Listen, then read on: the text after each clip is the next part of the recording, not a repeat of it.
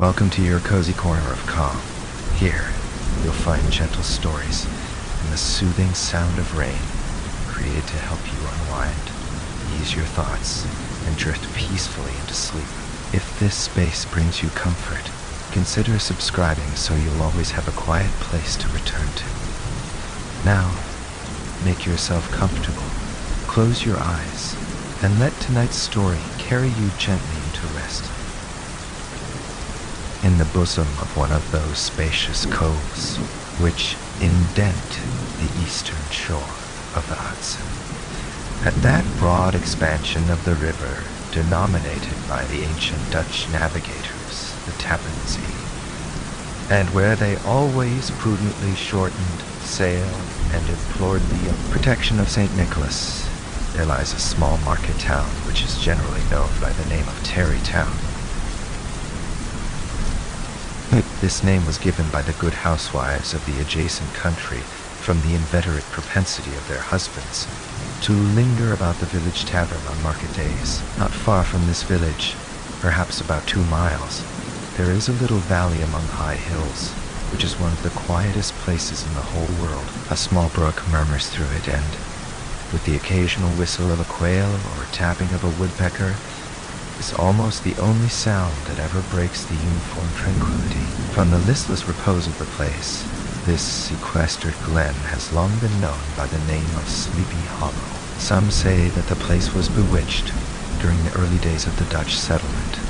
Others, that an old Indian chief, the wizard of his tribe, held his powwows there before the country was discovered by Master Hendrik Hudson. Certain it is, the place still continues under the sway of some witching power that holds a spell over the minds of the descendants of the original settlers. They are given to all kinds of marvelous beliefs, are subject to trances and visions, and frequently hear music and voices in the air.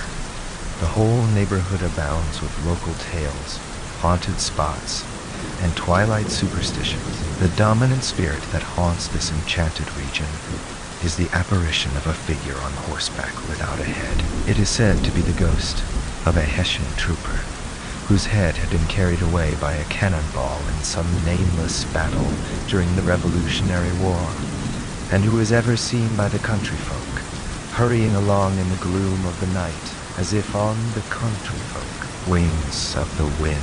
Historians of those parts allege that the body of the trooper, having been buried in the yard of a church, at no great distance, the ghost rides forth to the scene of battle in nightly quest of his head, and that the rushing speed with which he sometimes passes along the hollow is owing to his being in a hurry to get back to the churchyard before daybreak. The spectre is known, at all the country firesides, by the name of the Headless Horseman of Sleepy Hollow.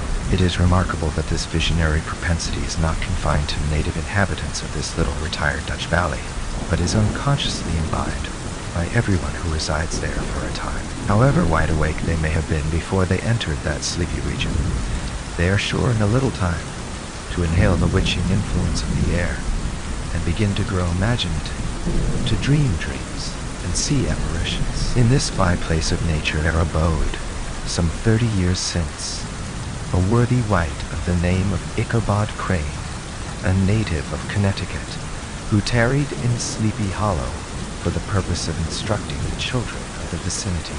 He was tall and exceedingly lank, with narrow shoulders, long arms and legs, hands that dangled a mile out of his sleeves, and feet that might have served for shovels. His head was small and flat at top, with huge ears, large green glassy eyes, and a long snipe nose, so that it looked like a weathercock perched upon his spindle neck to tell which way the wind blew.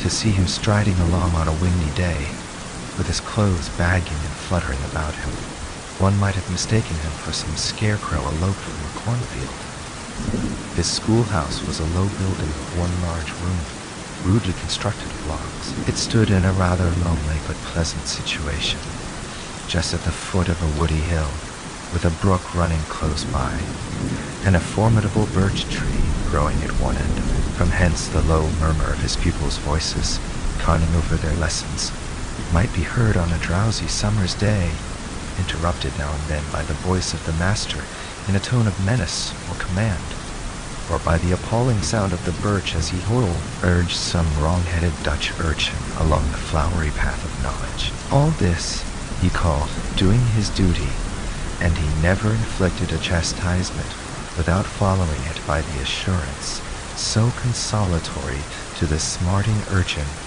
that he would remember it and thank him for it the longest day he had to live. When school hours were over, Ichabod was even the companion and playmate of the larger boys, and on holiday afternoons would convoy some of the smaller ones home, who happened to have pretty sisters or good housewives for mothers, noted for the comforts of the cupboard.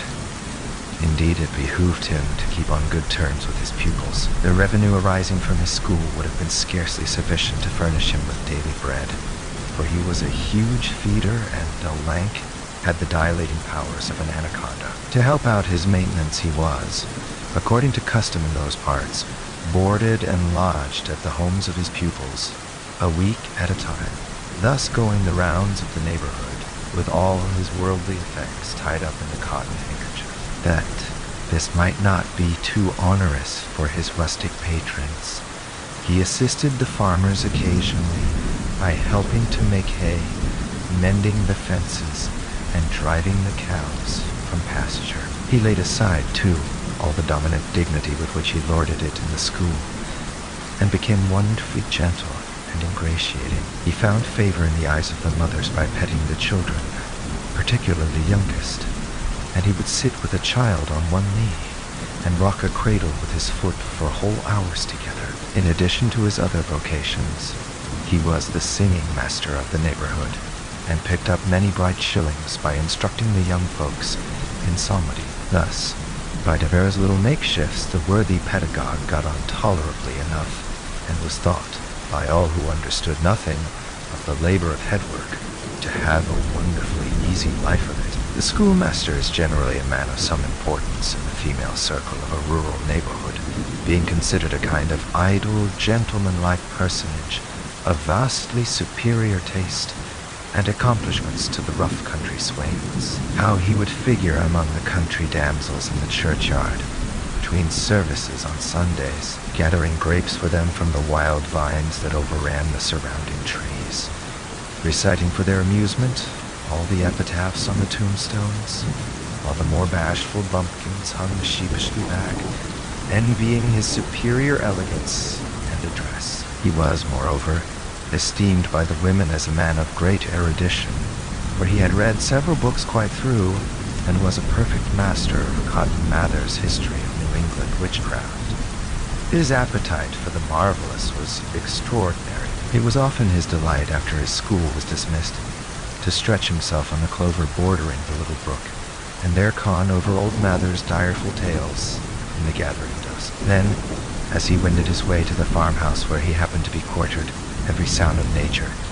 the boding cry of the tree-toad, the dreary hooting of the screech-owl, fluttered his excited imagination. His only resource on such occasions was to sing psalm tunes, and the good people of Sleepy Hollow were often filled with awe at hearing his nasal melody floating along the dusky road. Another of his sources of fearful pleasure was to pass long winter evenings with the old Dutch wives, as they sat spinning by the fire, with a row of apples roasting and spluttering along the hearth, and listened to their marvelous tales of ghosts and goblins, haunted bridges and haunted houses, and particularly of the headless horseman.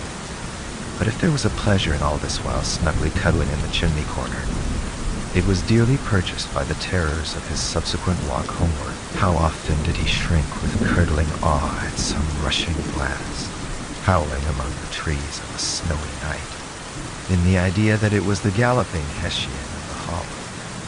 All these, however, were mere phantoms of the dark. Daylight put an end to all these evils. He would have passed a pleasant life of it if his path had not been crossed by a being that causes more perplexity to mortal man than ghosts, goblins, and the whole race of witches put together, and that was a woman. Among the musical disciples who assembled, one evening in each week, to receive his instructions in psalmody, was Katrina Van Tassel, the only child of a substantial Dutch farmer. She was a blooming lass of fresh 18, plump as a partridge, ripe and melting and rosy-cheeked as one of her father's peaches, and universally famed, not merely for her beauty, but her vast expectations. She was withal a little of a coquette, as might be perceived in her dress.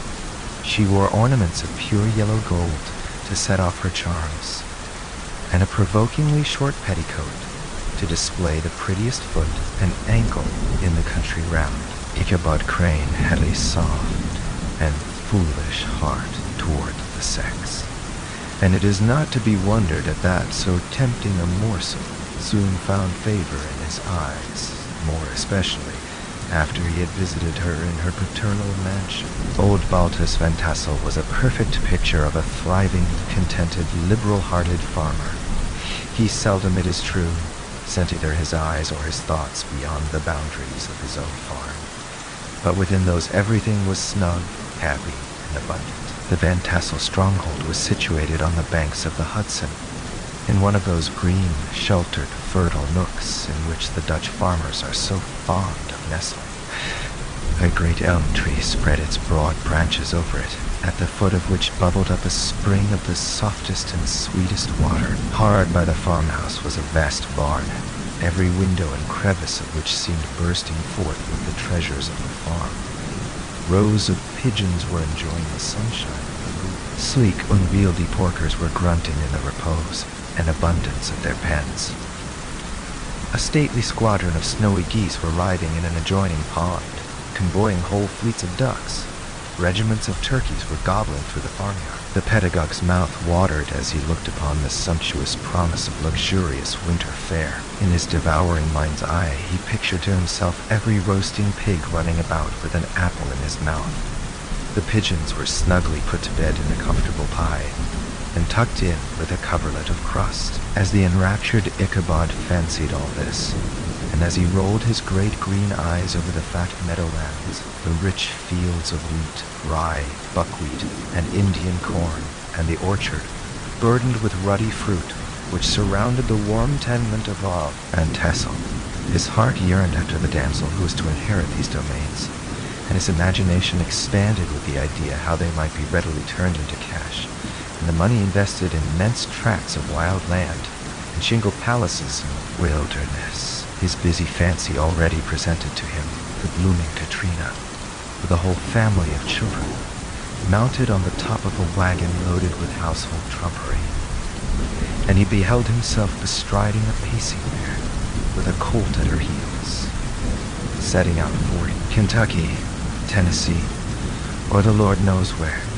When he entered the house, the conquest of his heart was complete. It was one of those spacious farmhouses, with high-ridged but low-sloping roofs, built in the style handed down from the first Dutch settlers, projecting eaves forming a piazza along the front. From the piazza, the wondering Ichabod entered the hall, which formed the center of the mansion.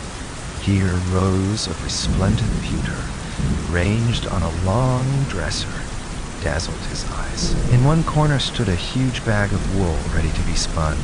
Ears of Indian corn and strings of dried apples and peaches hung in gay festoons along the walls. And a door left ajar gave him a peep into the best parlor, where the claw-footed chairs and a peep into the best parlor. Dark mahogany tables shone like mirrors. Mock oranges and conch shells decorated the mantelpiece. Strings of various colored birds' eggs were suspended above it, and a corner cupboard, knowingly left open, displayed immense treasures of old silver and well-knit china.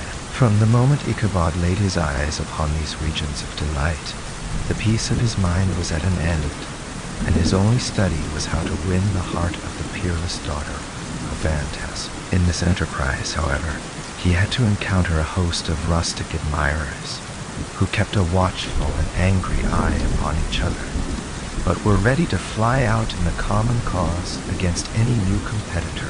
Among these, the most formidable was a burly, roaring, roistering blade of the name of Brom Van Brunt, the hero of the country round, which rang with his feats of strength and hardihood. He was broad-shouldered, with short curly black hair, and a bluff but not unpleasant countenance, having a mingled air of fun and arrogance. From his Herculean frame, he had received the nickname Brombones. He was famed for great skill in horsemanship. He was foremost at all races and cockfights, and with the ascendancy which bodily strength acquires in rustic life, was the umpire in all disputes. He was always ready for either a fight or a frolic, but had more mischief and good humor than ill will in his composition. He had 3 or 4 boon companions who regarded him as their model, and at the head of whom he scoured the country, attending every scene of feud or merriment for miles round. Sometimes his crew would be heard dashing along past the farmhouses at midnight with whoop and halloo, and the old dames would exclaim, "Aye, there goes Brombones and his gang." This hero had for some time singled out the blooming Katrina for the object of his uncouth gallantries, and though his amorous toyings were something like the gentle caresses of a bear, yet it was whispered that she did not altogether discourage his hopes. Certain it is, his advances were signals for rival candidates to retire, insomuch that, when his horse was seen tied to Van Tassel's paling on a Sunday night, all other suitors passed by in despair. Such was the formidable rival with whom Ichabod Crane had to contend. Considering all things, a stouter man than he would have shrunk from the competition. Ichabod had, however, a happy mixture of pliability and perseverance in his nature. He was in form and spirit like a supplejack. Though he bent, he never broke. To have taken the field openly against his rival would have been madness. Ichabod therefore made his advances in a quiet and gently insinuating manner. Under cover of his character of singing master, he had made frequent visits at the farmhouse, carrying on his suit with the daughter by the side of the spring under the great elm, while bald Van Tassel sat smoking his evening pipe at one end of the piazza and his little wife plied her spinning wheel at the other. I profess not to know how women's hearts are wooed and won. To me they have always been matters of riddle and admiration, but certain it is that from the moment Ichabod Crane made his advances, the interest of Brombones declined. His horse was no longer seen tied at the peings on Sunday nights, and a deadly feud gradually arose between him and the schoolmaster of Sleepy Hollow. Brom would fain have carried matters to open warfare, and Ichabod had overheard a boast by Bones that he would double the schoolmaster up and lay him on a shelf of his own schoolhouse. But Ichabod was too wary to give him an opportunity. Brom had no alternative but to play off boorish practical jokes upon his rival. Bones and his gang of rough riders smoked out Ichabod's singing school by stopping up the chimney, broke into the schoolhouse at night, and turned everything topsy-turvy. But what was still more annoying, Brom took opportunities of turning him to ridicule in presence of his mistress, and had a scoundrel dog whom he taught to whine in the most ludicrous manner, and introduced as a rival of Ichabod's to instruct Katrina in psalmody. In this way matters went on for some time. On a fine autumnal afternoon, Ichabod, in pensive mood, sat enthroned on the lofty stool whence he usually watched all the concerns of his little schoolroom.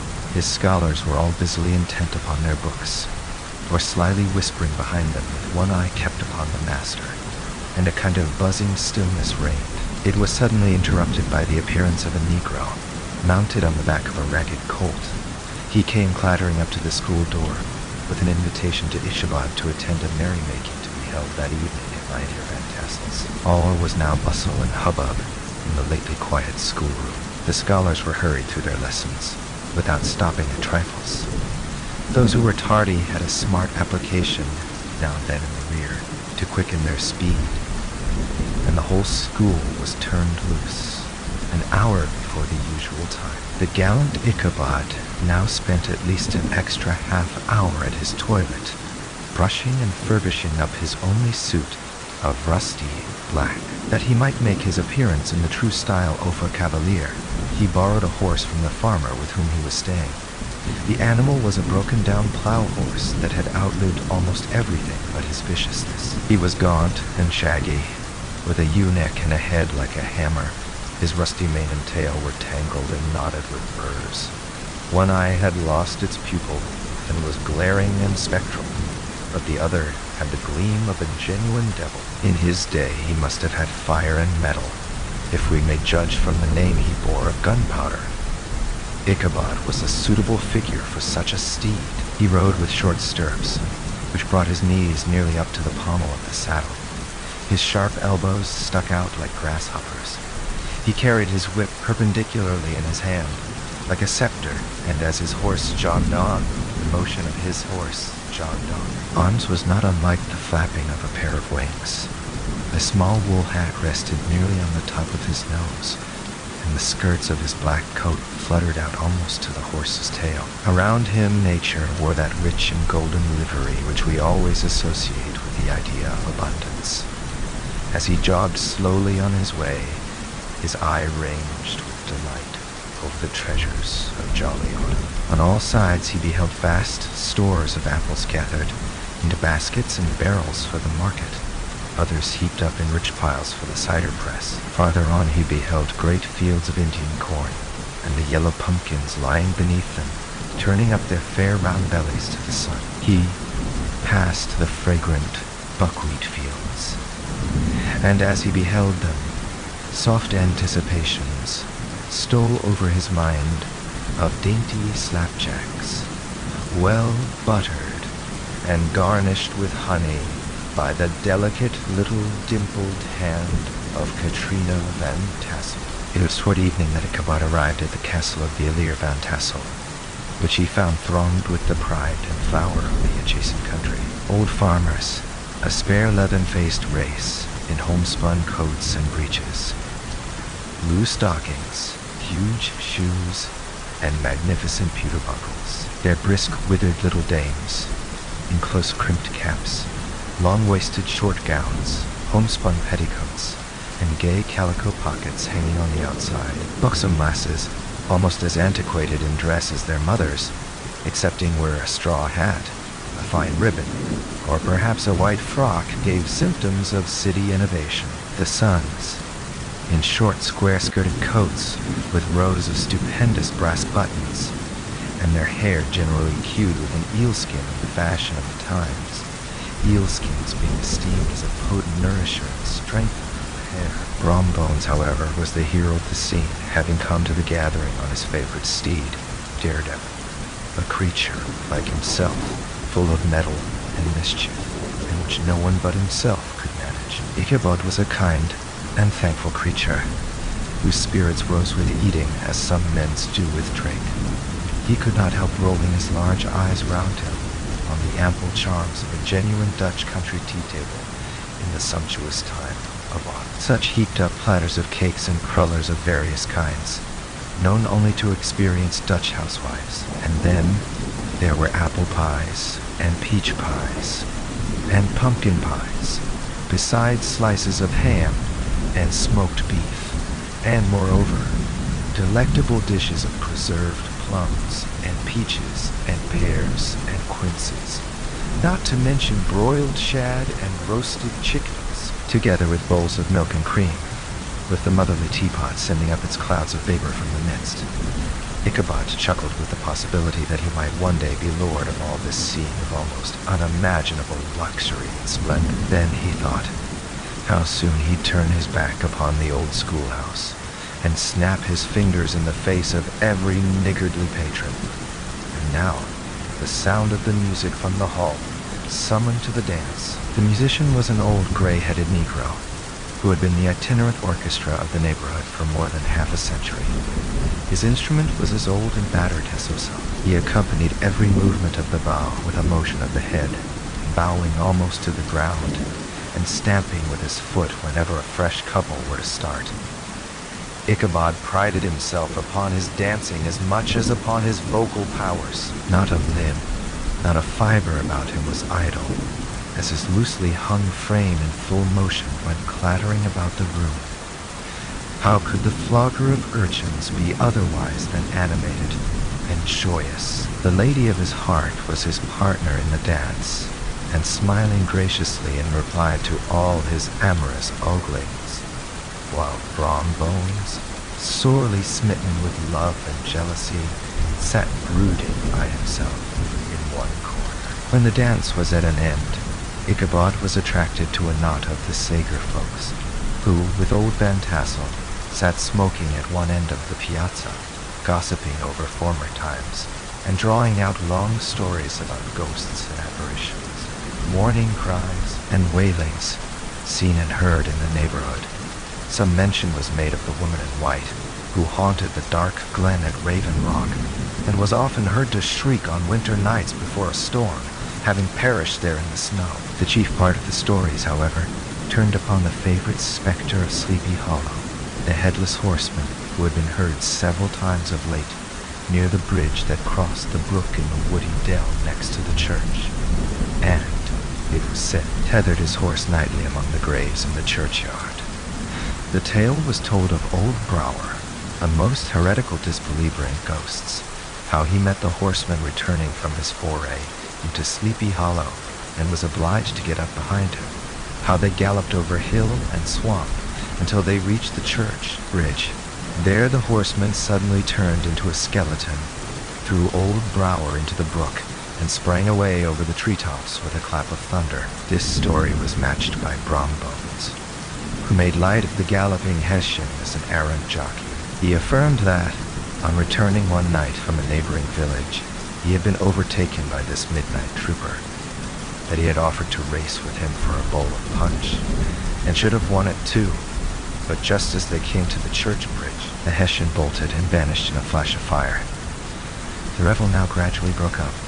The old farmers gathered together their families and their wagons, and were heard for some time rattling along over the distant hills. Some of the damsels mounted behind their favorite swains, and their light-hearted laughter, mingling with the clatter of hoofs, echoed along the silent woodlands. Ichabod only lingered behind, according to the custom of country lovers, to have a tete-a-tete with the heiress, fully convinced that he was now on the high road to success. Something, however, I fear me, must have gone wrong, for he sallied forth, after no very great interval, with an air quite desolate and chop-fallen. "Oh, these women! These women! These women!" was Katrina's encouragement of the poor pedagogue, all a mere trick to secure her conquest of his rival.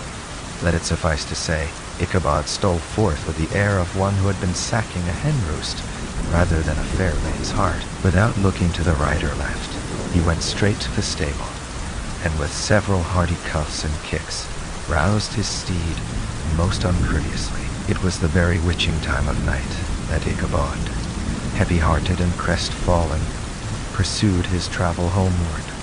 Far below, the Tappan Zee spread its dusky waters. In the dead hush of midnight, he could hear the faint barking of a watchdog from the opposite shore. The night grew darker and darker. The stars seemed to sink deeper in the sky, and driving clouds occasionally hid them from his sight. He had never felt so lonely and dismal. All the stories of ghosts and goblins that he had heard earlier now came crowding upon his recollection. He would, moreover, soon be approaching the very place where many of the scenes of the ghost stories had been laid. Just ahead, where a small brook crossed the road, a few rough logs lying side by side served for a bridge. A group of oaks and chestnuts, matted thick with wild grapevines, threw a cavernous gloom over it. Ichabod gave Gunpowder half a score of kicks in his starveling ribs, and attempted to dash briskly across the bridge, but instead of starting forward, the perverse old animal only plunged to the opposite side of the road, into a thicket of brambles. He came to a stand just by the bridge, with a suddenness that nearly sent his rider sprawling over his head. Just at this moment, in the dark shadow on the margin of the brook, Ichabod beheld something huge, misshapen, black, and towering. It stirred not, but seemed gathered up in the gloom, like some gigantic monster ready to spring upon the traveler. The hair of the affrighted schoolteacher rose upon his head, but, summoning up a show of courage, he demanded in stammering accents, "Who are you?" He received no reply. He repeated his demand in a still more agitated voice. Still, There was no answer. Once more, he cudgeled the sides of the inflexible gunpowder and, shutting his eyes, broke forth with involuntary fervor into a psalm tune. Just then, the shadowy object of alarm put itself in motion, and with a scramble and a bound, stood at once in the middle of the road. He appeared to be a horseman of large dimensions, and mounted on a black horse of powerful frame. He kept aloof on one side of the road, jogging along on the blind side of old Gunpowder, who had now got over his waywardness. Ichabod quickened his steed in hopes of leaving this midnight companion behind. The stranger, however, quickened his horse to an equal pace. Ichabod pulled up and fell into a walk, thinking to lag behind. The other did the same. His heart began to sink within him. There was something in the stranger's moody silence that was appalling.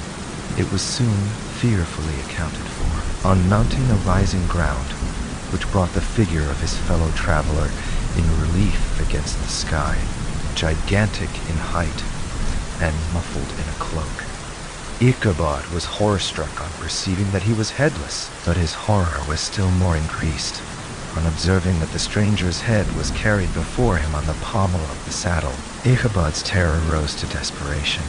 He rained a shower of kicks and blows upon Gunpowder, hoping to give his companion the slip, but the spectre started full jump with him. Away then they dashed, stones flying and sparks flashing at every bound.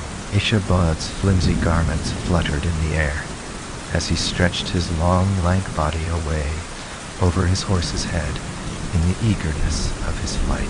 They had now reached that stretch of the road which descends to Sleepy Hollow, shaded by trees for about a quarter of a mile, where it crosses the famous church bridge just before the green knoll on which stands the church. Gunpowder, who seemed possessed with a demon, plunged headlong downhill. As yet his panic had given his unskillful rider an apparent advantage in the chase, but just as he had got halfway through the hollow, the girths of the saddle gave way, and Ichabod felt it slipping from under him.